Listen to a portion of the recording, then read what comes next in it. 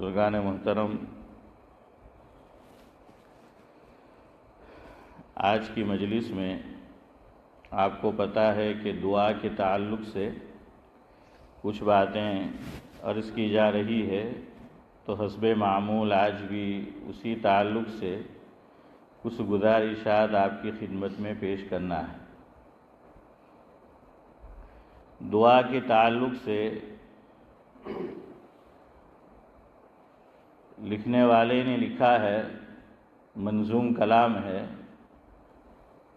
کہ سب محتاج ہے، سب محتاج ہے، فقط ایک خدا دیتا ہے۔ سب محتاج ہے، فقط ایک خدا دیتا ہے، مانگ کے تو دیکھ وہ دامن سے سوا دیتا ہے۔ سمجھ آیا کیا کہنا چاہتے ہیں؟ کہ سارے کے سارے لوگ محتاج ہیں، اور یہ تو قرآن کریم میں اللہ رب العزت فرماتے ہیں کہ یا ایھا الناس انتم الفقراء واللہ هو الغنی الحمید۔ تو شاعر یہ کہتا ہے کہ سب محتاج ہے، چاہے کتنا ہی امیر کبیر شخص کیوں نہ ہو، وہ بھی کیا ہے؟ محتاج ہے۔ ایک بزرگ کا واقعہ لکھا ہے کہ کعبۃ اللہ کے پاس طواف کر رہے تھے، اور اس دور کا بادشاہ حاکم وہ بھی آیا، اور وہ کیا کر رہا تھا؟ وہ بھی طواف کر رہا تھا۔ تو بعض بادشاہ جو ہیں وہ علماء نواز ہوتے ہیں، علماء صلحاء سے کیا کرتے ہیں؟ محبت رکھتے ہیں۔ تو انہوں نے دیکھا، اور وہ شہرا تھا، بزرگ تھا، نام سن رکھا تھا۔ تو بادشاہ نے سوچا کہ چلو ان کی خدمت میں کچھ ہدیہ پیش کروں۔ اور دونوں کہاں ہیں؟ عارف بھائی کعبۃ اللہ کے پاس ہے۔ اب بادشاہ اور حاکم جو ہیں اپنے وقت کا، وہ بھی اللہ سے مانگ رہا ہے، اور وہاں ہر ایک مانگتا ہے اور اسی لیے جاتا ہے، سارے اس کے در کے کیا ہے؟ سوالی ہے اور گدا ہے۔ تو بادشاہ مانگ رہا ہے اللہ تعالیٰ سے، بزرگ قریب میں ہیں، وہ بھی سن رہے ہیں۔ لوگ دو طرح سے دعا مانگتے ہیں، ایک بالکل دل ہی دل میں مانگتے ہیں، پڑوس میں کوئی بیٹھا ہے اس کو بھی پتہ نہیں چلتا کہ کیا مانگ رہا ہے، اور کچھ لوگ اس طرح مانگ رہے ہوتے ہیں کہ 4-5 آدمی جو بیٹھے ہیں سب کو پتہ ہے کہ کیا مانگ رہا ہے۔ قرض مانگنا ہو تو پھر اس طرح دعا نہیں کرنی چاہیے، ورنہ جو سنیں گے نا آپ کے قریب ہی نہیں پڑتے۔ تو بہرحال کیا ہے، وہ ذرا زور سے دعا مانگ رہے تھے۔ دعا ختم ہوئی، بادشاہ بھی مانگ رہا ہے اور وہ بزرگ بھی مانگ رہے ہیں۔ بادشاہ نے کہا کہ میں تمہیں کچھ ہدیہ دینا چاہتا ہوں، ایک شکل تو یہ ہے کہ میں دے دوں، اور دوسری شکل یہ ہے کہ آپ مجھ سے مانگے، آپ جو کہیں گے میں دوں گا۔ تو بزرگ نے بڑا عارفانہ جواب دیا، کہا کہ جو خود محتاج ہے میں اس سے کیا مانگوں؟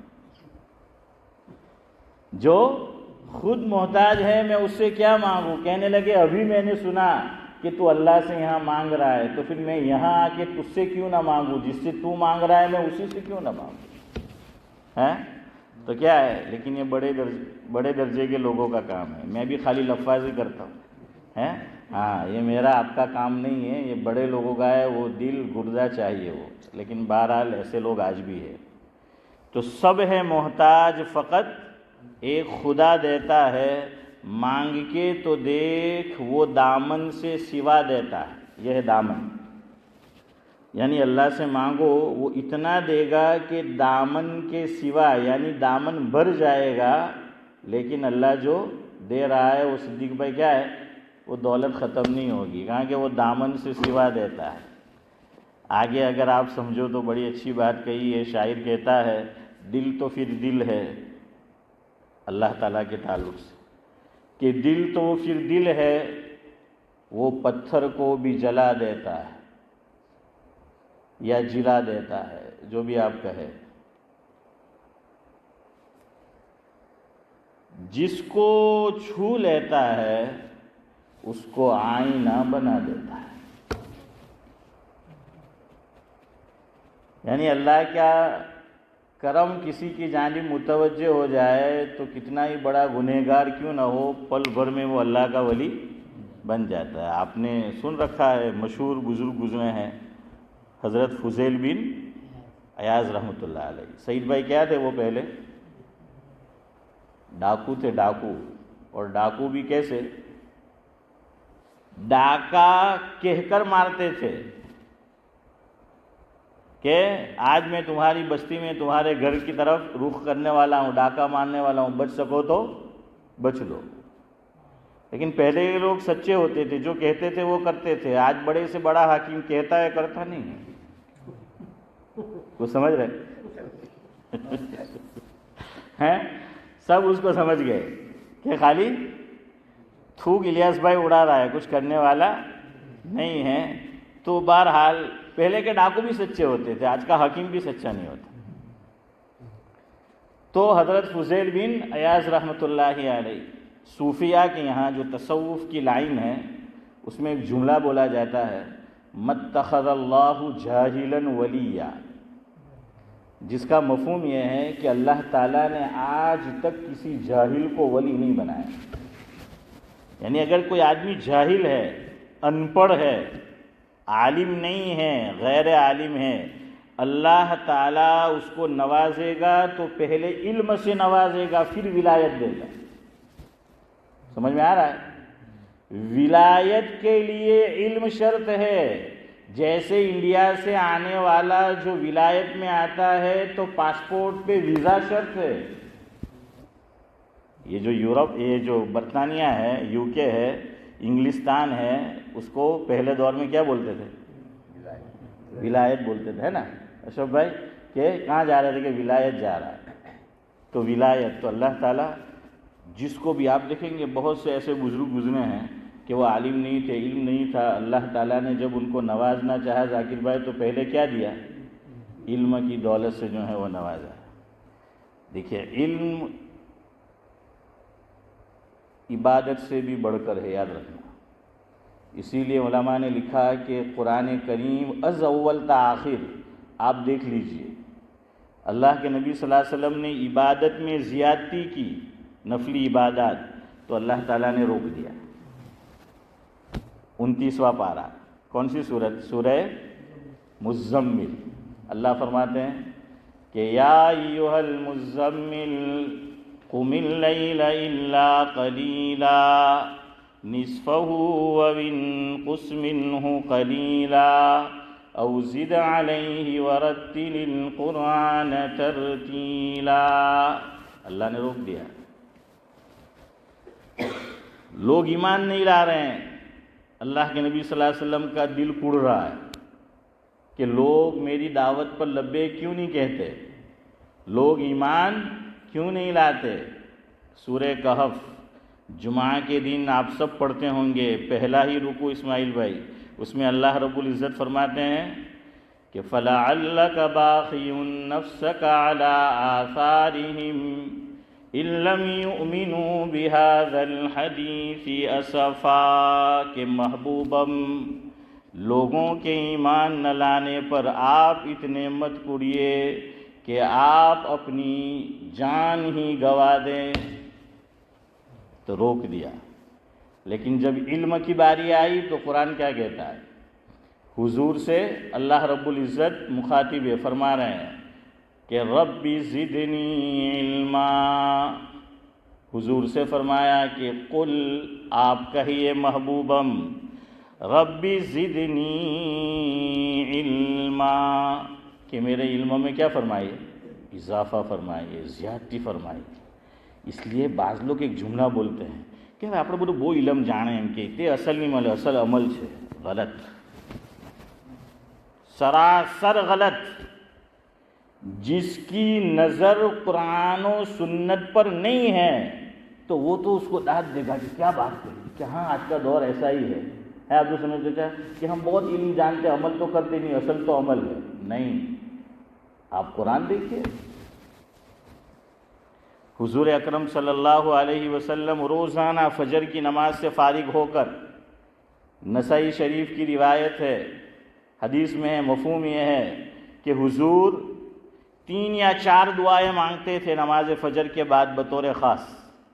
اس میں پہلی دعا حضور کیا مانگتے تھے؟ روزانہ صبح فجر ہوئی تو حضور دعا مانگتے تھے، اللہم انی اسألک علما نافعا.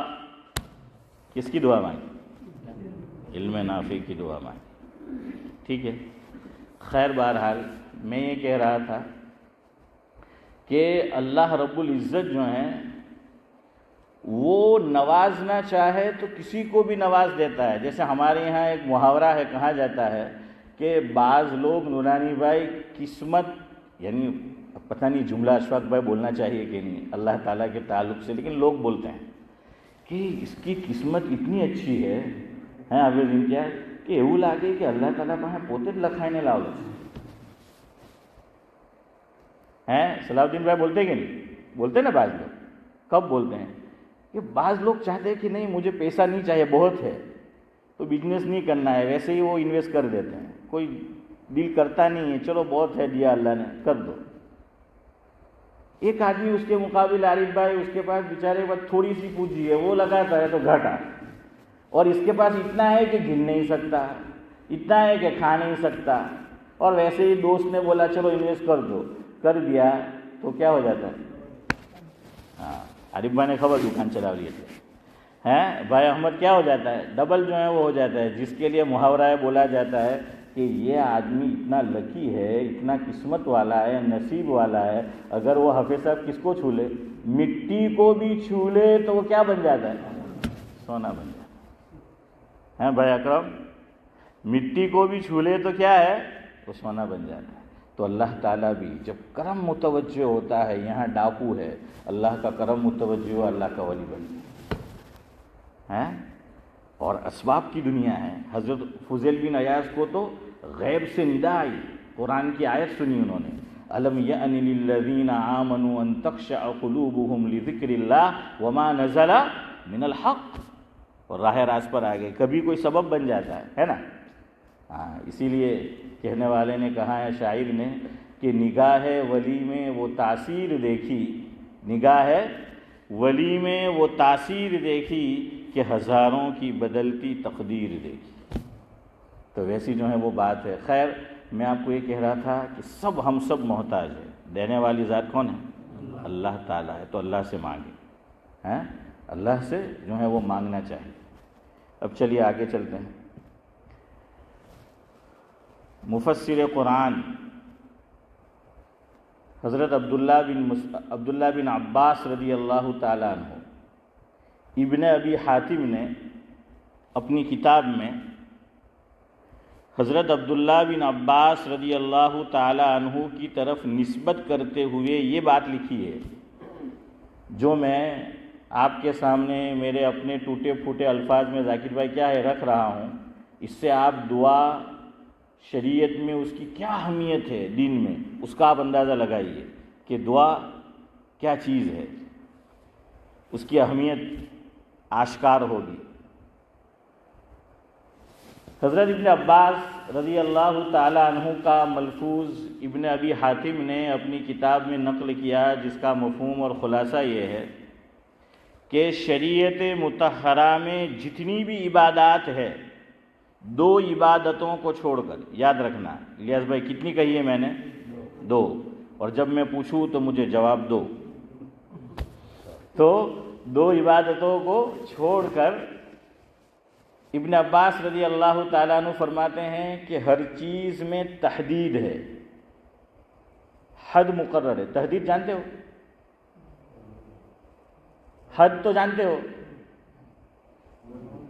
باؤنڈری ہے، کہ بھائی یہ حد ہے. بھائی دو ملک ہوتے ہیں نا، انڈیا اور پاکستان. ایک جگہ پر اگر ادھر پاؤں رکھو تو انڈیا کی سرزمین ہے، ادھر رکھو تو پاکستان. وہ درمیان میں کیا ہوتا ہے؟ وہ حد ہوتی ہے. حد، بارڈر، یعنی ہر چیز کے لیے انتہا، یا سمجھ لیجئے ہر چیز کی کیا ہے؟ ایک انتہا ہے، ایک بارڈر ہے، ایک حد ہے، تحدید ہے کہ اس سے آگے نہیں بڑھ سکتے. جتنی بھی عبادات ہیں اسلام میں، ابن عباس رضی اللہ تعالیٰ عنہ بیان کرتے ہیں.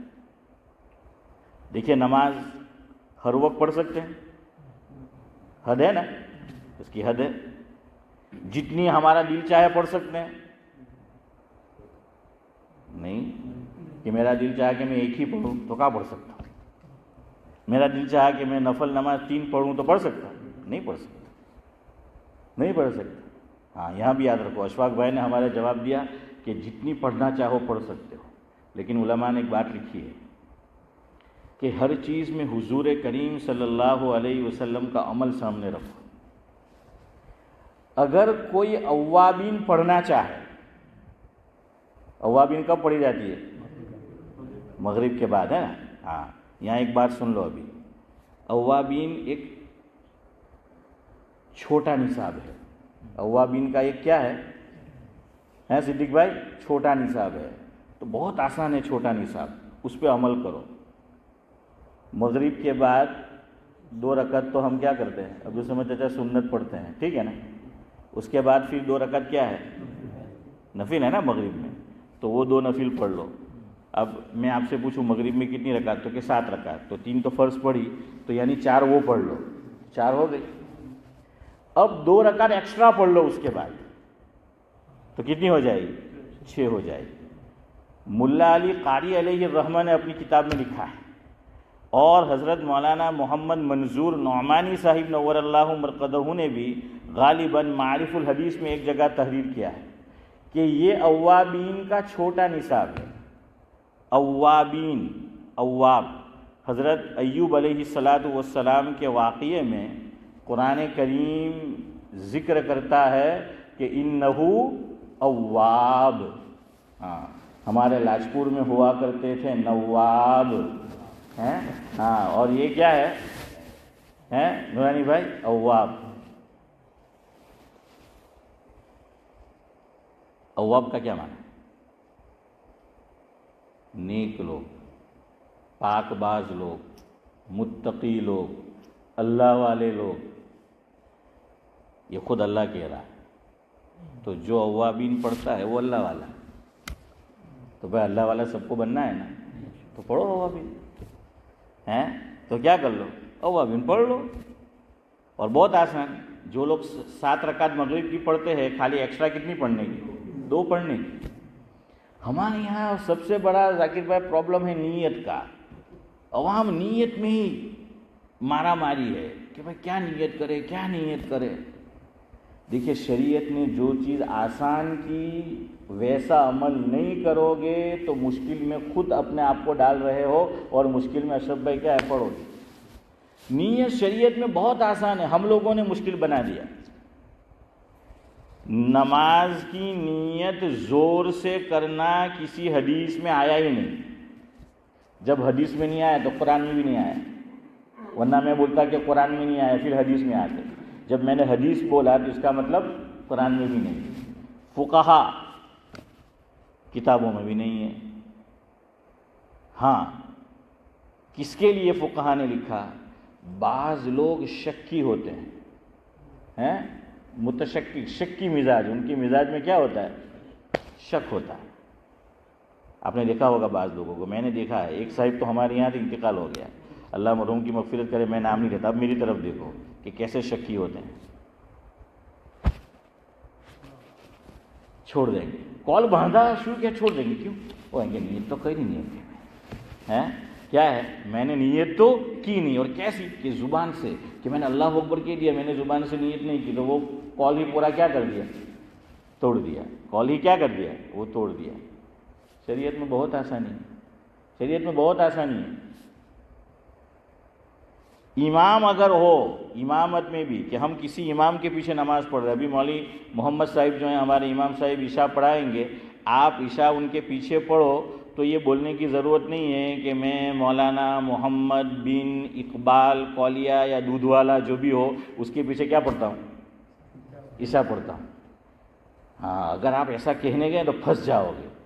فقہا نے لکھا ہے کہ آئے وہ تیجی سب مجوئی بوئی کہیں نہیں کہ مول صاحب جو ہے نا ان کے مولوی محمد عشاء تو کون پڑھا ہے؟ مول صاحب پڑھا ہے مولوی محمد تو آئی نے نہیں نکلا حافظ امتیاز، جاؤ گئی نماز ہیں، گئی نماز، یا تو کال توڑے اور واپس، اور اسی نیت سے کیا۔ اب یہ نہیں کہنا چلو کہیں نہیں آئیں گے، مولوی محمد نہیں بولے تو ہوں تھیں گے، یہ کیا شریعت پڑھا ہے؟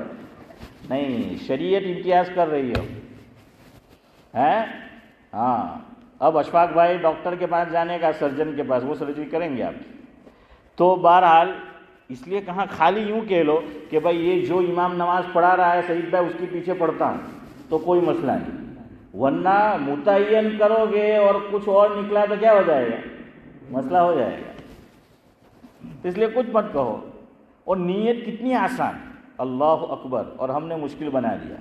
ایک آدمی ظہر کی نماز گھر سے پڑھنے کے لیے آیا، نیت یہ ہے کہ ظہر کی نماز، اور ظہر ہی کی نماز ہوگی، 1:30 بجے کون سی نماز ہوگی، ظہر ہی ہوگی ہے دن میں. اب اس نے زبان سے نیت کی اور منہ سے کیا نکل گیا، اثر، تب بھی اس کی نماز ہو جائے گی. وہاں امام صاحب والی غلطی میں تو نہیں، یہاں ہو جائے گی. وہاں اس نے متعین کیا، یہاں متعین کرنا ضروری ہے ہی نہیں زبان سے، دل کا نام ہے. نیت کس کا نام ہے، دل کے ارادے کا نام ہے. تو گھر سے جب چلا تو دل میں کیا نیت تھی، کون سی پڑھے گا، ظہر پڑھے گا، تو کیا ہوگی، ظہر ہی ہوگی. اس لیے خیر پھر مضمون ادھر چلا جائے گا، نیت کی طرف چھوڑو. میں یہ کہہ رہا ہوں، اب مجھے آپ بیان کے بعد یہ مت پوچھنا کہ مول صاحب تمہیں نلو نصاب تو بتلائے وہ અવાબીનનો 6 રકાત, હવે નિયત શું કરવાની, એટલે મેં તમને આ કહ્યું. હવે प्रॉब्लम પાછો નિયતનો આવે کہ مول صاحب اب نیت کیا کرنے کی, 2 رکعت سنت پڑھیں گے اس میں بھی अवाबीन کی نیت, 2 رکعت نفل پڑھیں گے اس میں بھی अवाबीन کی نیت, اور پھر اس کے بعد جو مزید 2 رکعت پڑھی اس میں بھی अवाबीन کی نیت. تو پھر ہم نے سنت کے اندر अवाबीन کی نیت کر دی تو صدیق بھائی سنت کہاں گئی. تو یاد رکھو ایک معنی کے اعتبار سے فرق ہے سنت اور نفل میں, سنت موقدہ سنت غیر موقدہ, ورنہ سارے سنن یہ نوافل ہے. کیا ہے, سب نوافل ہے. لیکن اس کا نقصان اب عربوں میں ہو گیا. اب عرب سنت موقدہ کو بھی سسرا نفل سمجھتا ہے, پڑھتا جی نہیں. وہ 2 رکعت تحیۃ المسجد پڑھے گا, وضو پڑھے گا, مغرب کے بعد 2 رکعت پڑھے گا وہ اذان کے بعد, مغرب کی اذان کے بعد نماز سے پہلے. لیکن یہ جو سنت ہے وہ نہیں چھوڑے گا. بقول حضرت مفتی سید احمد صاحب پالنپوری رحمۃ اللہ علیہ, عرب فرض نماز سولی پر بھی چڑھ رہا ہوگا تو پڑھے گا, لیکن نفل بالکل فارغ بیٹھا ہوگا تب بھی نہیں پڑھے گا, اللہ ماشاء اللہ. وہ کیا ہے, ہر جگہ لگتا ہے. تو خیر آپ کو نیت میں کوئی یہ پڑھنے کی ضرورت نہیں ہے. آپ 6 رکعت خالی پڑھ لو, وہ کیا ہو جائے گی, अवाबीन ہو جائے گی. تو अवाबीन کی کم از کم کتنی رکعت ہے, 6. زیادہ سے زیادہ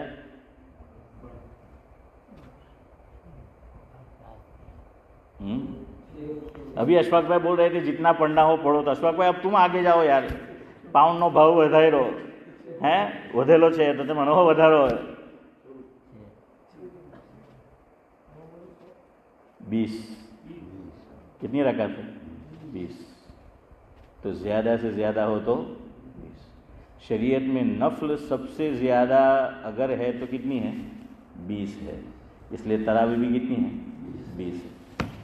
اور علماء نے کتابوں میں لکھا ہے اگر کوئی منت مانے نفل نماز کی, دیکھیے منت مرد تو بہت کم مانتے ہیں, عورتیں جو ہیں, اور وہ بھی آج کی, اب میری اولاد اور آپ کی اولاد تو نہیں مانتی, وہ ہماری بات ہی نہیں مانتی, منت کیا مانے گی وہ ہماری بات ہی نہیں مانتی تو منت کیا مانے گی.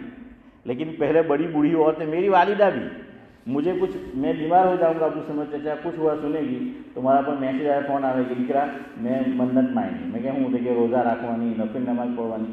میں کہ હું 2 દાડામાં સારો થઈ જાવ તો પરેશાન ہے. اللہ اچھا جو ہے وہ کیا ہے اشرف بھائی کرتے کہ. تو عورتیں, ذاکر بھائی آپ کی والدہ بھی ایسی ہوگی یا جن کی یہاں والدہ ہے, اللہ سب کا سایہ تادر بعافیت سلامت رکھے, وہ کیا کرتے, یہی کرتے نا. بھائی احمد آپ نے انڈیا میں کوئی بات کہی, والدین کو یہ پریشانی ہے, تو وہ دیکھنا وہ کیا مان لیں گے, وہ منت مان لیں گے نا, وہ منت مان لیں گے. تو علماء نے لکھا کہ نفل نماز کی منت مانو تو وہ 20 سے زیادہ نہیں ماننا. کیوں, अवाबीन کی زیادہ سے زیادہ 20 اور تراویح کی 20, بس اس سے آگے نہیں جانا ہے. سمجھ آ گیا. خیر اب اپنی بات پہ چلتے ہیں, وقت ہو رہا ہے. ساری عبادتیں ابن عباس رضی اللہ تعالیٰ عنہ فرماتے ہیں کہ شریعت میں اس کی کیا ہے, حدود ہے, باؤنڈری ہے, حد ہے, انتہا ہے. لیکن 2 عبادتیں ایسی ہیں یہ میں نے خالی نماز کی مثال دی، آپ سب دیکھ لیجئے. روزہ آپ پورا سال رکھ سکتے ہیں؟ پھر آپ نے الٹا جواب دیا.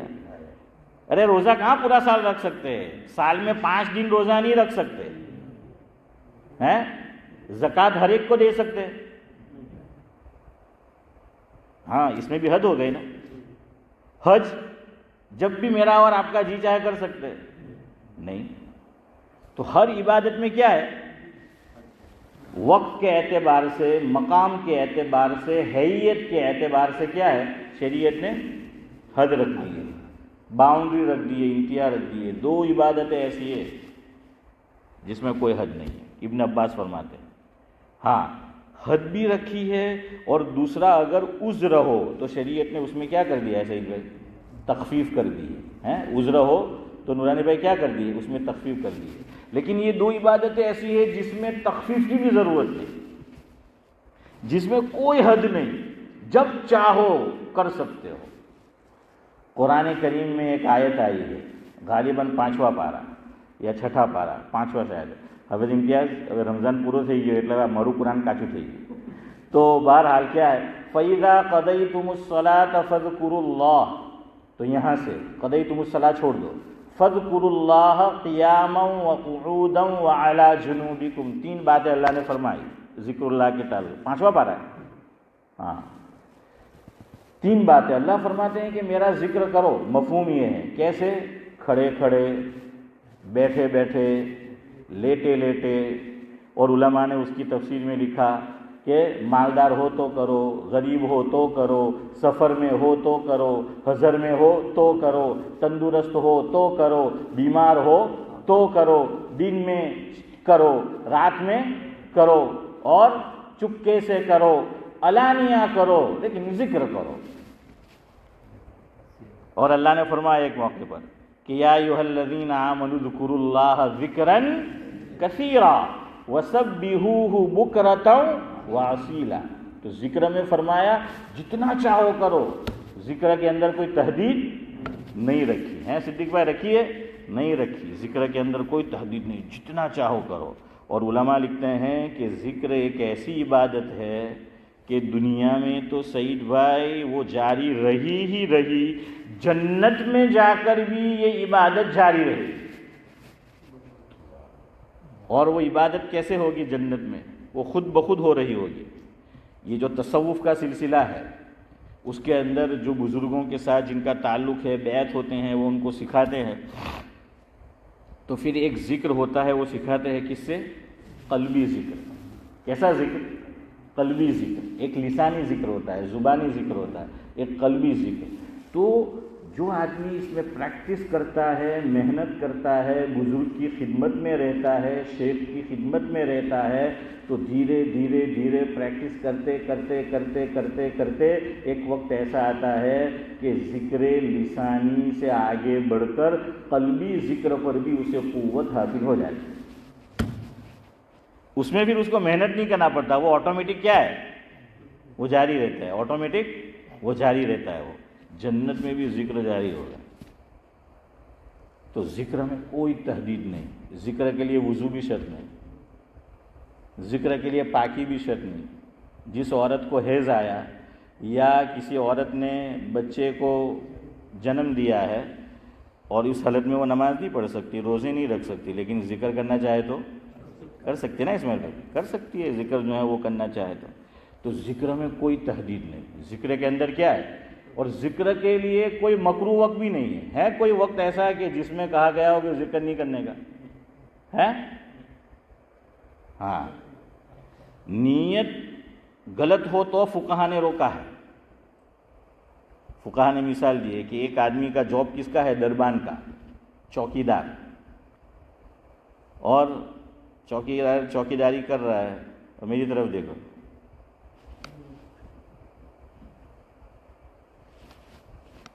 گاڑی کیا ہے؟ ادھر سے ادھر جو ڈولے مار رہی ہے. اب دیکھا مالک آ رہا ہے، الحمدللہ، سبحان اللہ، لا الہ الا اللہ، یہ منع ہے. ابھی تو کیا کر رہا تھا؟ کم وقت نیند نکال رہا تھا. ابھی اللہ کے لیے نہیں کر رہا ہے. کس کے لیے کر رہا ہے؟ مالک کے لیے. اس کو یہ بتانے کے لیے, جتانے کے لیے اشرف بھائی کہ میں اپنی ڈیوٹی کیا ہے برابر کر رہا ہوں. ہاں ابھی ذاکر بھائی کالتی نیسر بھائی نے برابر صدیق بھائی جو ہے.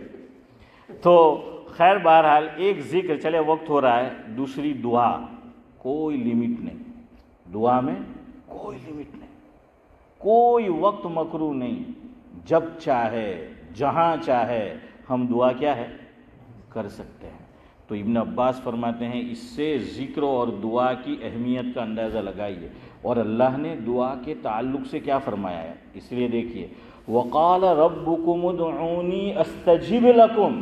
اللہ فرماتے ہیں مفہوم یہ ہے کہ مجھ سے مانگو, میں تمہاری دعائیں کیا کروں گا, قبول کروں گا. اور آگے فرمایا, اصل یہ سنانا ہے, ان الذین یستکبرون عن عبادتی سیدخلون جہنم داخرین. اللہ اکبر. کہ جو تکبر کی وجہ سے آئی ایم سم تھنگ ہیں کہ مجھے تو کوئی ضرورت نہیں اللہ سے مانگنے کی, اللہ فرماتے ہیں کہ جو دعاؤں سے اعراض کرے گا میں اسے کہاں داخل کروں گا, جہنم میں داخل. دیکھیے اس سے دعا کی کیا ہے اہمیت کا اندازہ جو ہے وہ ہوتا ہے. اور دعا کیسی عبادت ہے, ترمذی شریف کی روایت ہے. آخری بات گفتگو ختم کرتا ہوں, جو حدیث ہم نے شروع کی تھی وہ پڑھتا ہوں اور اس کے بعد یہ تو 2 حدیثیں سن لیجیے. ایک بخاری اور مسلم کی روایت جو ہمارا مضمون ہے, اور یہ اصل میں تمہیدی باتیں ہیں, میں آؤں گا لیکن اس سے پہلے ذرا ہم دعا کی اہمیت کو سمجھ لیں. ہمارا یہاں بہت سے لوگ اسی میں جھگڑا کرتے ہیں کہ نماز پچھی دعا کرو ثابت چھے کہ بدعت چھے. یہی جھگڑا ہمارے یہاں چل رہا ہے. بھائی آپ امام صاحب کے ساتھ مت کرو, وہاں اختلاف جو علماء نے کیا ہے نا وہ وہاں ہے کہ امام کے ساتھ شروع کرو امام کے ساتھ ختم کرو, وہاں ہے. لیکن یہ تو ترمذی کی صاف روایت ہے. اللہ کے نبی صلی اللہ علیہ وسلم نے فرمایا, حضرت ابو امامہ رضی اللہ تعالیٰ عنہ روایت کرتے ہیں, انہوں نے آقا سے پوچھا, مفہوم یہ ہے کہ حضور مجھے یہ بتائیے اللہ تعالیٰ دعائیں کب قبول کرتا ہے خصوصیت سے.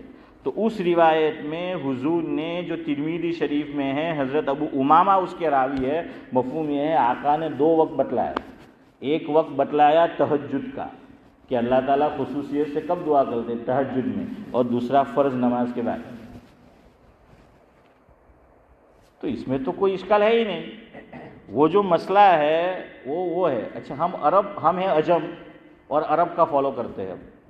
اصل تو دعا کا مقام کیا ہے, درود شریف کے بعد نماز کے اندر ہی ہے.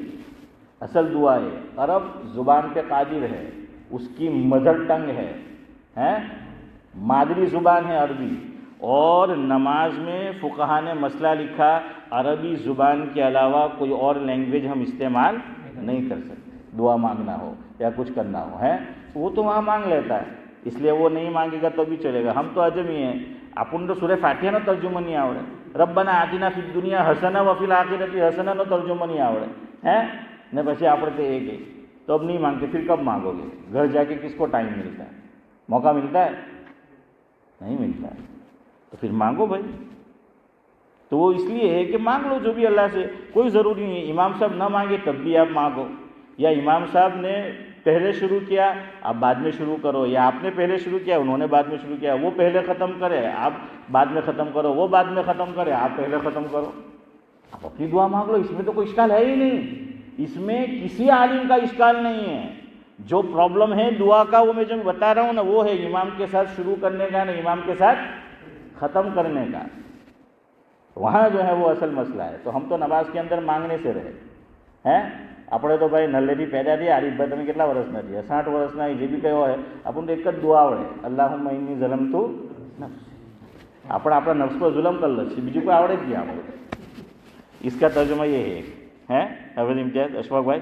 तो ये है, तो भाई मांगोगे अल्लाह से दुआ. हाँ, और दुआ कैसी इबादत, देखिए डबल फ़ायदा, दुआ का डबल फ़ायदा.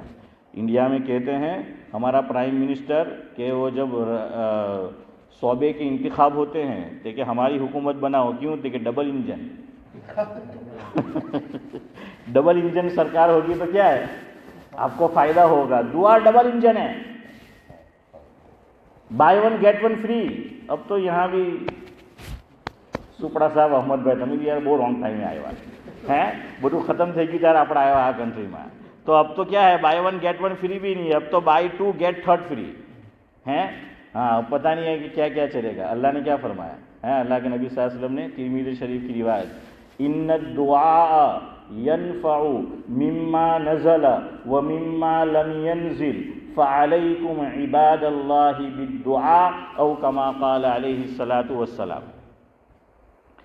સિદ્દીકભાઈનો ચહેરો બટલાઈ રહેલો છે કે મોલસાબાવ સ્ટેશન આવી ગયું ہے. تو بہرحال آقا نے کیا فرمایا؟ مفہوم یہ ہے کہ دعا فائدہ دیتی ہے. کوئی مصیبت نازل ہو گئی، کوئی تکلیف ہے، اس کو دور کرنے میں بھی، اور ابھی نہیں آئی ہے تو اس سے پروٹیکٹ کرنے میں بھی، تو ڈبل فائدہ ہے. اور فرمایا، حضور فرما رہے ہیں فعلیکم، علیکم لازم کے لیے آتا ہے، کرنے کے لیے، لزوم کے لیے. فعلیکم یا ایھا الذین آمنوا کتب علیکم الصیام.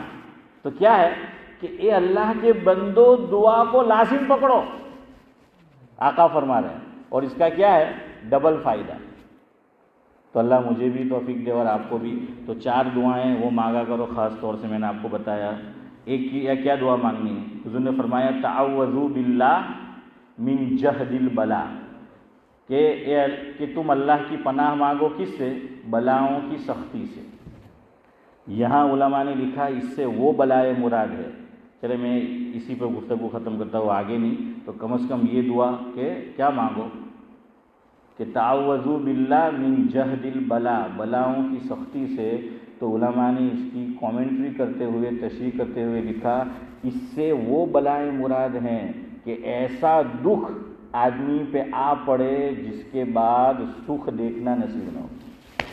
ہم بولتے ہیں نا کہ بعض لوگوں کے والدین دنیا سے چلے گئے ہوتے، بیٹے کوئی امریکہ چلا گیا، کوئی یورپ چلا گیا، کوئی پناما چلا گیا، બારબેડોસ કે એના બાજીએ બિચારા મા બાપ એમ કે બહુ દુઃખ જોયું, એમ કે કેટલું દુઃખ કોઈ દાડે ઇલિયાસભાઈ સુખ જોવાનું નસીબ જ નહીં થયું. કે જો ને એના પોયરા તો બધા બધું સમજતા કાં નીકળી ગયા, બહાર નીકળી ગયા. 10 દિવસ શું થયા? ફેરવાઈ ગયા એમ કે ہیں. تو ایسی ہے. دیکھیے کتنی بہترین دعا ہے. تو علماء نے لکھا اگر کوئی ایسے دکھ میں مبتلا ہے تب بھی مانگے، اور اگر کوئی ایسے دکھ میں مبتلا نہیں ہے تو نیت یہ کرے کہ اللہ مجھ پہ ایسا دکھ نہ آئے کہ وہ جب آ جائے تو اس کے بعد مجھے سکھ دیکھنا نصیب نہ ہو. اب میں بھی جا رہا ہوں، منڈے کی فجر تک آپ کو بھی میرا چہرہ دیکھنا نصیب نہیں ہوگا.